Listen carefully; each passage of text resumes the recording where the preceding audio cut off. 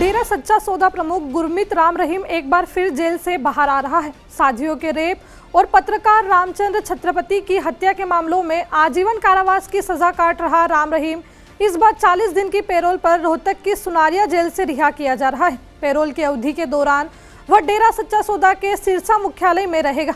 4 जनवरी दोपहर करीब 12 बजे उसे जेल से बाहर लाए जाने की तैयारी है। राम रहीम अगस्त 2017 में रेप केस में दोषी ठहराए जाने के बाद अब तक 15वीं बार जेल से बाहर आ रहा है। इससे पहले भी वह कई बार अलग अलग अवधि की पैरोल और फरलों पर रिहा हो चुका है। कभी चुनावों से ठीक पहले तो कभी जन्मदिन या अन्य किसी निजी कारणों के नाम पर उसकी रिहाई ने बार बार विवाद खड़ा किया है। पंचकुला की विशेष सीबीआई अदालत ने 2017 में राम रहीम को 2 साथियों के साथ रेप के मामलों में दोषी ठहराते हुए 20 साल की सजा सुनाई थी। इसके अलावा पत्रकार रामचंद्र छत्रपति हत्याकांड में भी उसे आजीवन कारावास मिला है। सजा के बाद उसके समर्थकों ने पंचकुला और सिरसा में हिंसक उपद्रव किया था, जिसमें 40 से ज्यादा लोगों की जान गई थी और भारी सरकारी संपत्ति को नुकसान पहुंचा था। पैरोल के दौरान राम रहीम को सार्वजनिक कार्यक्रम करने या अनुयायियों की भीड़ जुटाने की अनुमति नहीं है, लेकिन वह वर्चुअल माध्यम से अपने फॉलोअर्स को संदेश दे सकता है।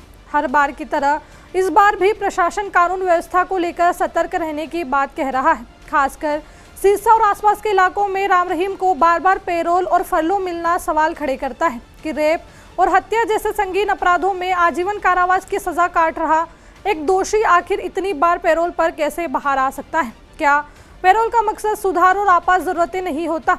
फिर बार बार और लंबी अवधि की रिहाई किस नीति और किस जवाबदेही के तहत दी जा रही है? अब आम कैदियों को सालों तक पैरोल का इंतजार करना पड़ता है, तब राम रहीम जैसे प्रभावशाली दोषी के लिए सिस्टम इतना उदार क्यों नजर आता है? यह सवाल न सिर्फ प्रशासन से बल्कि पूरी न्याय प्रणाली से है।